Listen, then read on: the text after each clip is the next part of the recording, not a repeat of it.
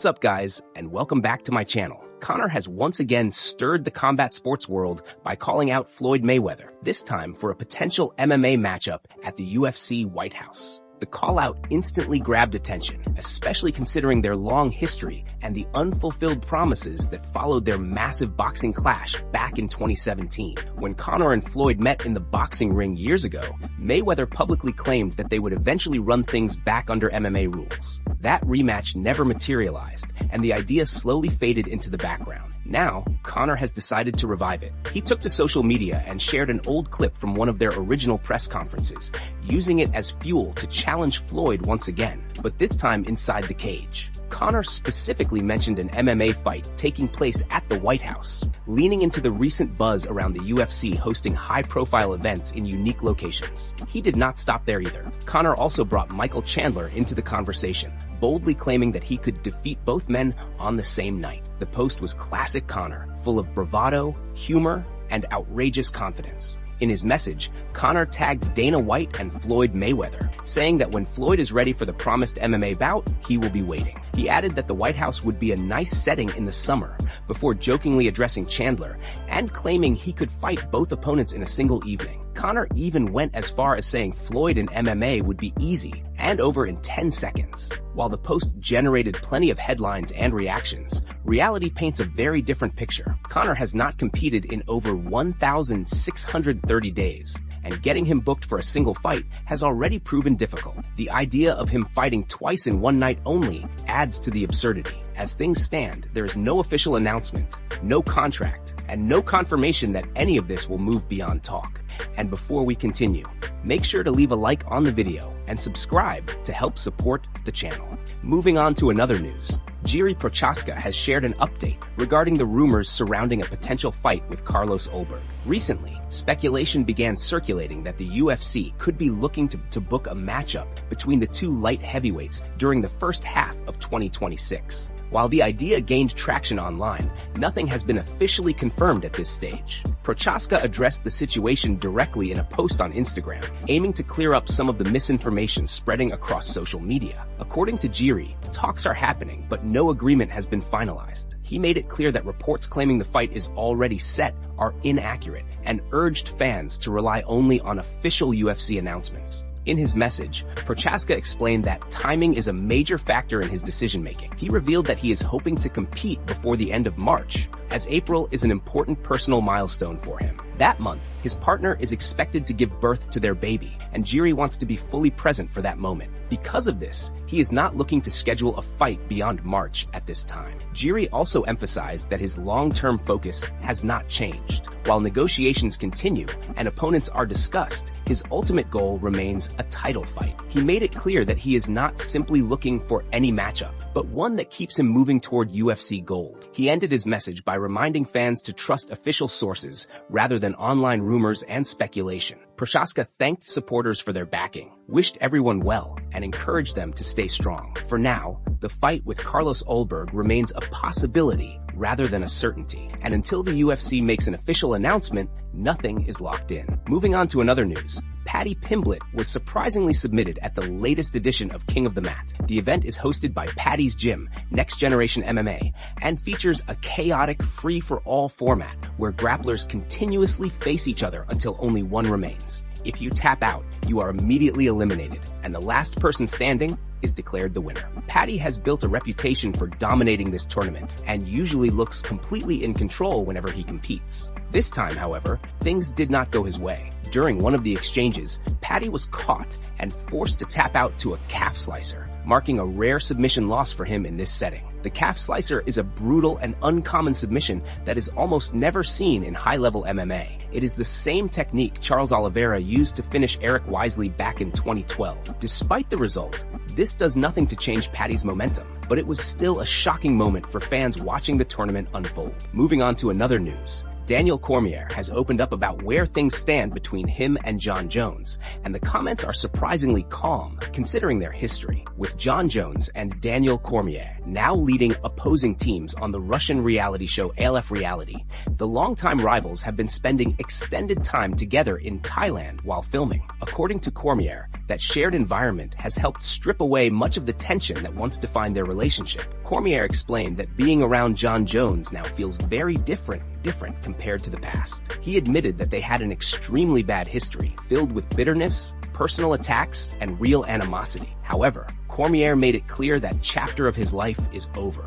He is done fighting, and because that competitive edge is gone, the hostility no longer exists at the same level. He said things are not nearly as nasty anymore, even if the relationship is still far from friendly. Despite that, Cormier believes both men have done a solid job of remaining professional. He acknowledged that they still argue frequently, but described that as simply the nature of their relationship. According to him, they have reached a point in their lives where they can be in the same space without it turning into something physical. That alone represents a major shift from where they once were. As has been mentioned before in other discussions, Jon Jones has also publicly stated that he holds no bad intentions toward Cormier anymore. Jones has even gone as far as saying he believes the two could eventually become friends one day. While Cormier did not fully echo that sentiment, he did not dismiss it either, instead focusing on mutual respect and professionalism. That said, Cormier's competitive fire is clearly not gone when it comes to wrestling. While he downplayed the idea of grappling with Jones in a broader MMA sense, he confidently stated that a pure wrestling match would be a different story. Cormier said he would absolutely wrestle Jon Jones in a freestyle match if anyone was willing to pay for it. He laid out the scenario clearly, suggesting 2 or 3 minute periods and insisting it would not take very long. When asked how he visualized that matchup playing out, Cormier did not hesitate. He confidently said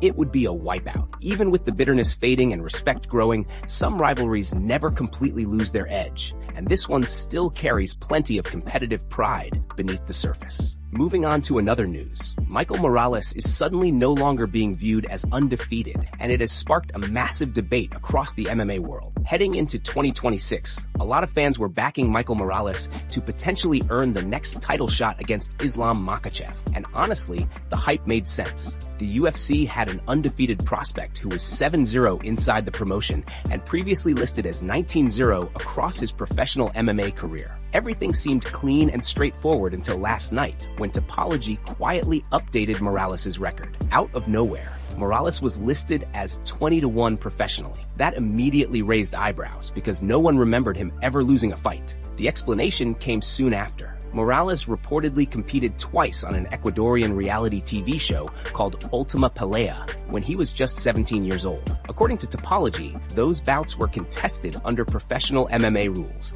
and therefore counted. One of those fights was a win, while the other was a loss, which is why the additional blemish appeared on his record. It is important to clarify that this change did not come from an athletic commission. This was strictly Topology's decision, although the site is widely regarded as one of the most reputable MMA databases in the sport. Under Topology's criteria, the rule set and structure of Ultima Pelea qualified those matches as professional bouts. In one fight, Morales defeated Christian Arroyo. In the other, he lost to Ricardo Centeno. During that bout, Centeno locked Morales in a triangle choke and continued throwing punches until Morales was rendered unconscious and the referee stepped in. Topology later addressed the situation on X, explaining that they had been tipped off to footage from Ultima Pelea, which ran multiple seasons as a reality-style tournament. Morales competed in Season 2 back in 2017. While the bout was announced as a knockout, Topology classified it as a triangle choke submission. They also explained why they do not grant exhibition status to most international reality shows.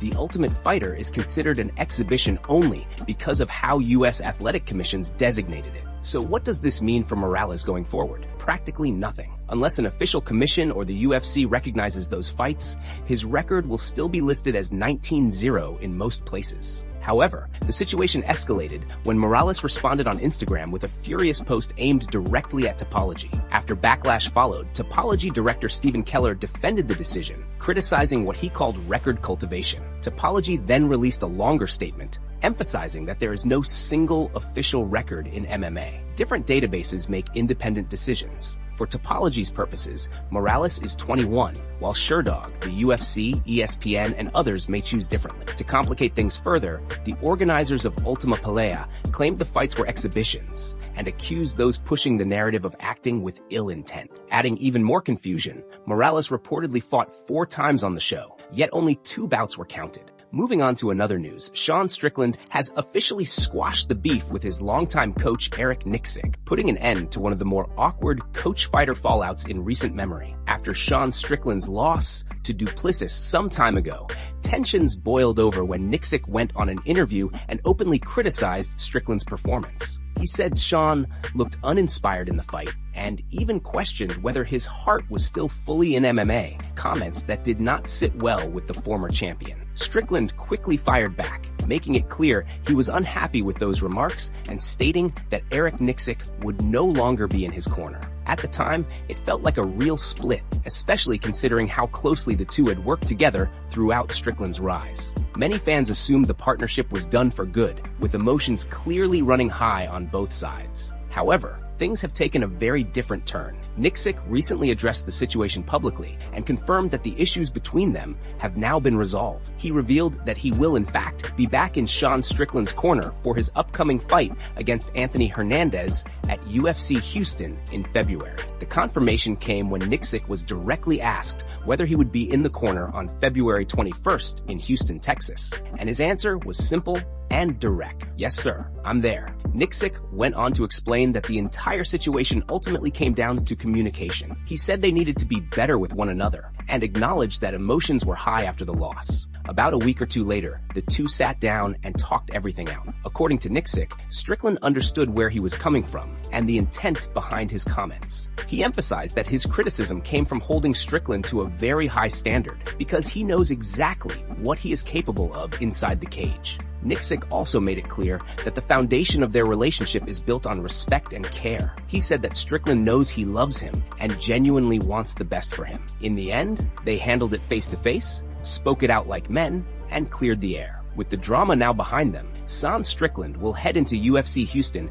with his familiar coach back where he belongs, firmly in his corner. Moving on to another news, Ben Askren has been making waves again after a difficult 2025, and this time his blunt honesty was aimed directly at Nate Diaz. On a recent episode of Funky and the Champ alongside Daniel Cormier, Askren did not hold back while discussing some of the UFC's most well-known names, offering a brutally honest take on Diaz's career and legacy. Askren immediately made it clear that he has never been particularly high on Nate Diaz as a fighter. He flat out said that he does not even think Diaz was that good, claiming that Diaz somehow managed to convince people he was elite, despite what Askren believes the numbers show. As he spoke, Askren decided to pull up Diaz's record live, knowing full well that his comments would upset a lot of fans. Cormier tried to push back slightly, reminding Askren that Diaz won the Ultimate Fighter and was solid for his era. Askren was not buying it. He doubled down and said Diaz was average, even during his best years. When he finally read out the record, Askren revealed that Diaz finished his career at 21 wins and 13 losses. The reaction in the room said it all, as even Askren seemed momentarily surprised by how rough it looked on paper.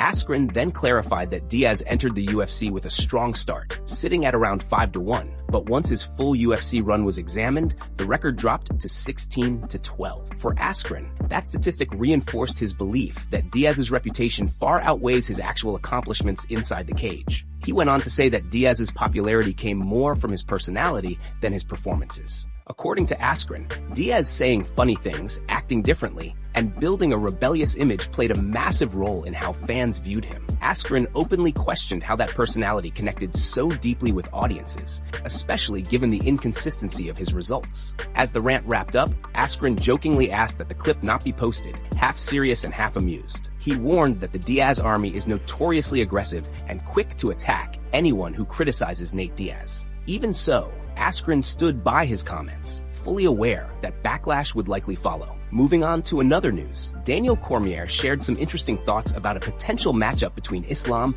and Kamaru Usman. In the same Red Corner MMA interview, DC made it clear that he believes people are being far too quick to dismiss Usman as a legitimate threat. According to Cormier, this is not an easy fight for Islam by any stretch, and the stylistic matchup deserves much more respect. Cormier pointed out that fans often focus too much on recent results and forget the bigger picture. When you look at Kamaru Usman's resume and what he has accomplished over the course of his career, DC believes he is unquestionably one of the greatest welterweights of all time. That championship experience matters, especially when discussing hypothetical matchups at the elite level. DC also reminded everyone of Usman's fight against Khamzat a few years ago. In that bout, Usman stepped up an entire weight division on short notice and still managed to give Khamzat one of the toughest fights of his career. At the time, Khamzat was running through nearly everyone he faced and was viewed as an unstoppable force. Despite that, Usman not only survived but competed at a very high level. Cormier emphasized that Khamzat was unable to do to Usman many of the things he later did to Duplessis, which speaks volumes about Usman's durability, wrestling, and overall skill set. DC noted that Usman fought Khamzat tough, clearly won the third round, and if the fight had been scheduled for 5 rounds, many people believed Usman would have had a real chance to win. Another key detail Cormier highlighted was that the fight took place at a higher weight class, making Usman's performance even more impressive. Because of that, DC feels it is a mistake to write Kamaru off or pretend he would not pose serious problems for Islam. Usman's wrestling pedigree, physical strength, and championship mindset all factor heavily into the equation. Cormier went on to say that he actually agrees with Islam's own assessment of the matchup. Islam himself has acknowledged that Kamaru Usman would be a very difficult challenge. According to DC, when you combine elite wrestling, high fight IQ, and years of championship experience, you get a fighter who is never an easy night for anyone. This is not a matchup to take lightly, no matter how dominant Islam has looked.